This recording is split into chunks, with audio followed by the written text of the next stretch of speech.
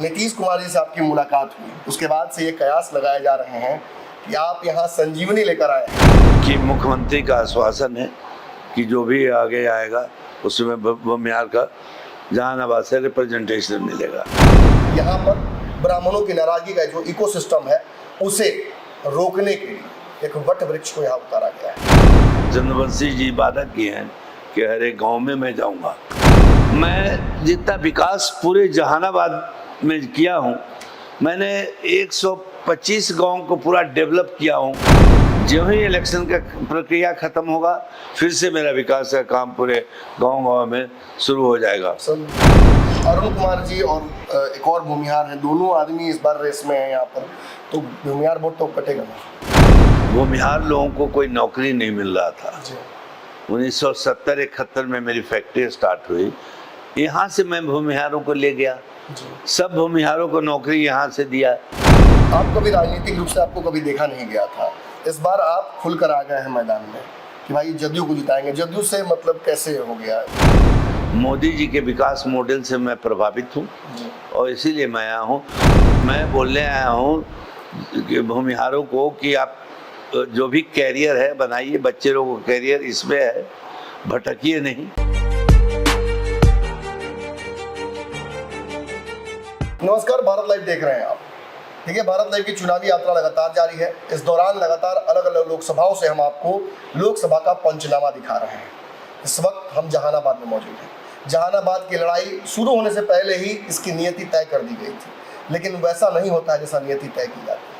कहीं ना कहीं यहाँ पर चंद्रवंशी जदयू की तरफ से हैं और दूसरी तरफ से तेजस्वी यादव ने जिस तरह से अपने प्रत्याशी को उतारा है और पिछली बार लड़ाई जिस तरीके से यहाँ पर उतरी थी, निश्चित तौर पर ये कयास लगाए जा रहे हैं कि जदयू का प्रत्याशी कमज़ोर है। लेकिन इसके बावजूद अंतिम समय में यहाँ पर ब्राह्मणों की नाराजगी का जो इकोसिस्टम है उसे रोकने के लिए एक वट वृक्ष को यहाँ उतारा गया है, संजीवनी दी जा रही है।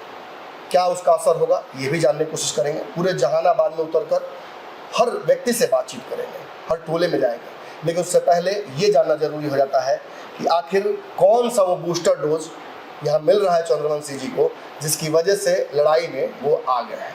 हमारे साथ भोला शर्मा जी हैं, एरिस्टो फार्मा के कर्ता धर्ता हैं। सर, नीतीश कुमार जी से आपकी मुलाकात हुई, उसके बाद से ये कयास लगाए जा रहे हैं कि आप यहाँ संजीवनी लेकर आए हैं। क्या सच है, बता दीजिए आप। ये बात सच है। मुख्यमंत्री जी से मुलाकात परसों साहब में हुआ मेरा, और करीब 1.5 घंटे का मुलाकात मेरा रहा। उसमें और मंत्री लोग भी थे, विजय चौधरी जी थे, बाद में ललन भी आए थे। मेरा भूमिहारों के प्रति जो नाराजगी यहाँ पर था कि भाई मेरा रिप्रेजेंटेटिव था, पहले भूमिहार को एमपी का सीट मिलता था जदयू के तरफ से, या जो प्रमुख पार्टी है उनको तरफ से भूमिहारों को टिकट मिलता था, लेकिन अभी लास्ट पिछले बार और इस बार नहीं मिला। मैं उनको अवगत कराया, चिंता करवाया कि ये भूमिहारों को नाराजगी के कारण ये है। तो उन्होंने मेरे को एश्योर करवाया कि आपको मैं एश्योर करता हूँ कि जहानाबाद में भूमिहारों को रिप्रेजेंटेशन मैं दूंगा, चाहे जिस रूप में दूँ, लेकिन मैं बिल्कुल दूंगा।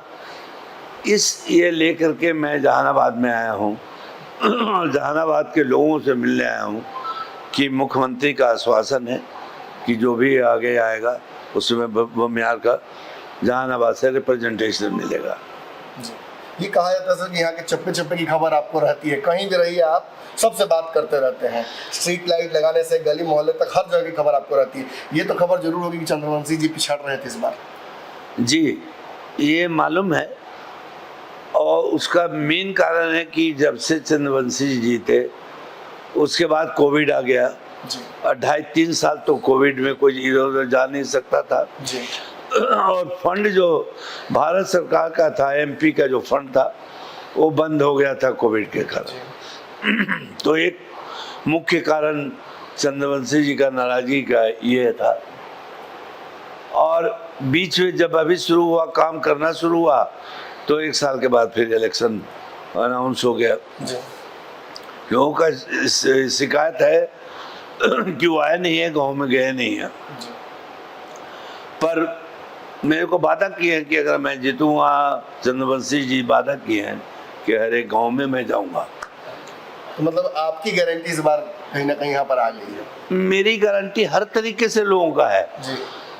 मैं जितना विकास पूरे जहानाबाद में किया हूँ, मैंने 125 गांव को पूरा डेवलप किया हूँ, चाहे नली हो, गली हो, लाइट हो, स्कूल में मैंने शौचालय लगवाया।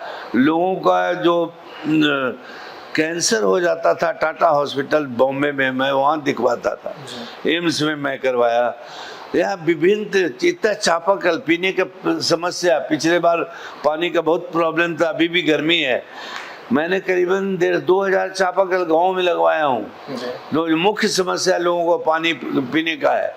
और अभी भी मेरा चूंकि इलेक्शन हो गया है, इलेक्शन में आप काम विकास का नहीं कर सकते, आप किसी को इन्फ्लुएंस वोटर को नहीं कर सकते, इसलिए काम मैं सीधे साल से बंद किया हूँ।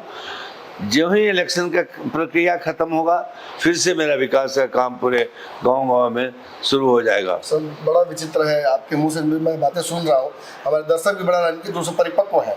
जो बातें आप गिना रहे हैं ये तो सांसद का काम है और ये आप कर रहे हैं, और आप सांसद के लिए वोट किसी और के लिए मांग रहे हैं।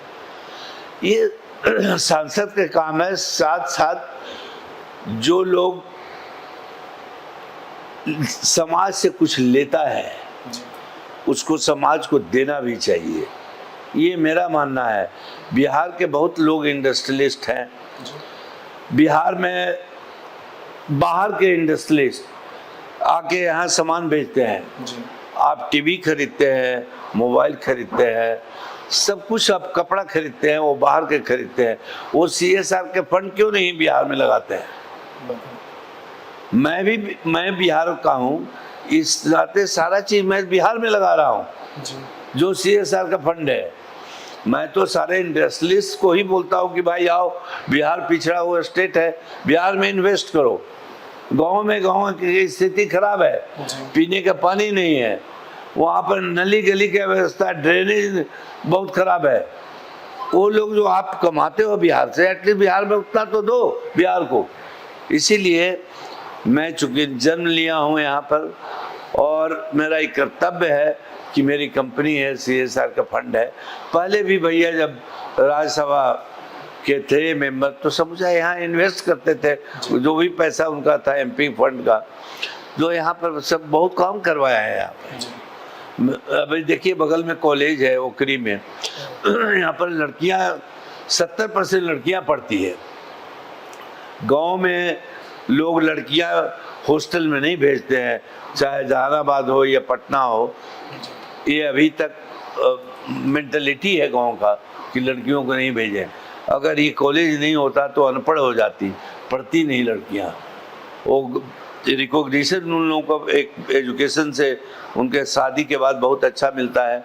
इसीलिए बहुत हम लोग काम किए हैं बिहार में डेवलपमेंट के प्रति। यहाँ के ब्राह्मणों से हमने कुछ दिन पहले भी बातचीत की थी, जब चुनाव अनाउंस हुआ था, तो लगातार ये फीडबैक आ रहा था कि चूँकि हमें रिप्रेजेंटेशन नहीं मिल रहा है।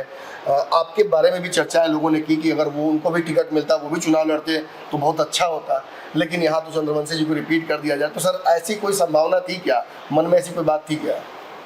देखिए, जहाँ तक भूमिहार ब्राह्मण का या जो भी अपर कास्ट का जो ये एक्सपेक्टेशन था कि यहाँ पर कोई MP का टिकट मिले, लेकिन नहीं मिलने से नेचुरली सब लोग आज जो भूमिहारों में आक्रोश है उसी के कारण है कि नहीं मिला है।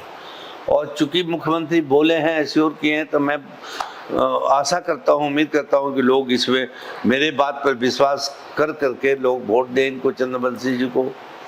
और जो भी विकास के काम है, मैं कोई भी एक MP से ज़्यादा करवा रहा हूँ। अरुण कुमार जी और एक और भूमिहार हैं, दोनों आदमी इस बार रेस में हैं यहाँ पर, तो भूमिहार वोट तो कटेगा ना? देखिए, वो उस ये पर हम नहीं जाते हैं कि भूमिहार बटेगा, कितना बटेगा, कितना किनको आएगा। मैं तो सिर्फ भूमिहार लोगों को बोलने आया हूँ जिसमें भूमिहार लोगों को कोई नौकरी नहीं मिल रहा था। 1970-71 में मेरी फैक्ट्री स्टार्ट हुई। यहाँ से मैं भूमिहारों को ले गया, सब भूमिहारों को नौकरी यहाँ से दिया।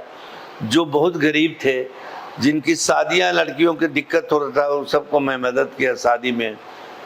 मैं पढ़ने में जिनका दिक्कत था उनको, बच्चे को मदद किया। सब कुछ में मैंने मदद किया भूमिहारों को। और उस समय जब एक समय था जो नक्सल प्रभावित एरिया था, उस समय बहुत मार काट चलता था, उसमें हम लोग साथ दिया हूँ भूमिहारों को। आज से मैं नहीं डेवलपमेंट करवा रहा हूँ, तो इतना भूमिहार के लिए जितना किया हूँ तो मेरी बात भी सुनना चाहिए। आपके बड़े भाई थे, वो तो लगातार राजनीतिक पार्टियों से जुड़े रहे, सभी के साथ संबंध उनके अच्छे थे। आप कभी राजनीतिक रूप से आपको कभी देखा नहीं गया था, इस बार आप खुलकर आ गए हैं मैदान में कि भाई जदयू को जिताएंगे। जदयू से मतलब कैसे हो गया? नहीं, ये तो पहले से भी जो भैया जदयू में थे, जी। तो मैं जदयू के लिए काम करता था। वो ऐसा बात नहीं कि अभी मैं खुल के आ गया। भैया जदयू में थे, पूरा कहानी है।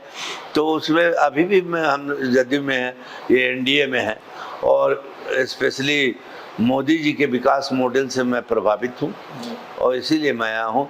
और मैं बोलने आया हूँ कि भूमिहारों को कि आप जो भी कैरियर है बनाइए, बच्चे लोगों को कैरियर इसमें है, भटकिए नहीं जी। और ये विश्वास करके वोट दीजिए। मैं लोगों बिहार में सर मूल लड़ाई बताई जा रही है। तेजस्वी यादव कह रहे हैं कि हमें वोट दीजिएगा तो नौकरियां मिलेंगी। आप भी नौकरी देने वाले ही हैं, इसीलिए काफी गिरा दिया गया है। वो बात कर रहे हैं सरकारी नौकरी का। जी। सरकारी में नौकरी हम नहीं दे सकते। जी। मैं प्राइवेट में लोगों से और दूसरे कंपनियों में भी लगवाया हूँ। जी।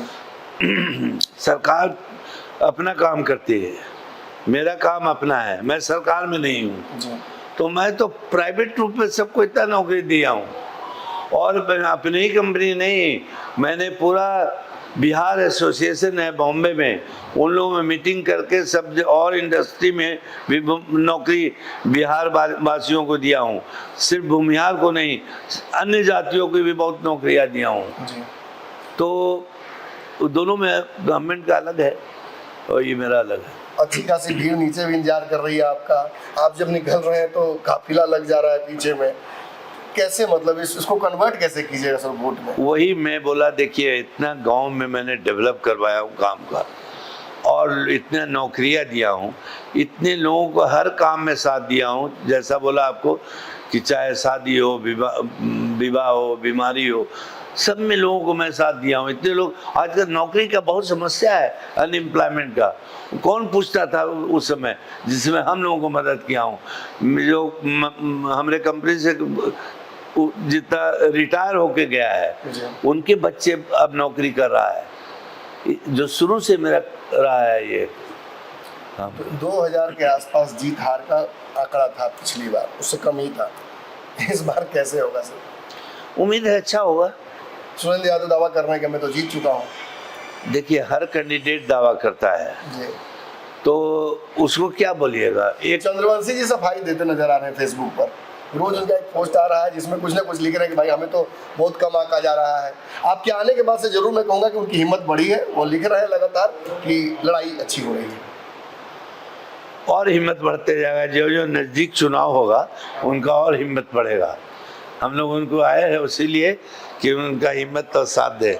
यहाँ के सवर्णों की गारंटी आप ले रहे हैं?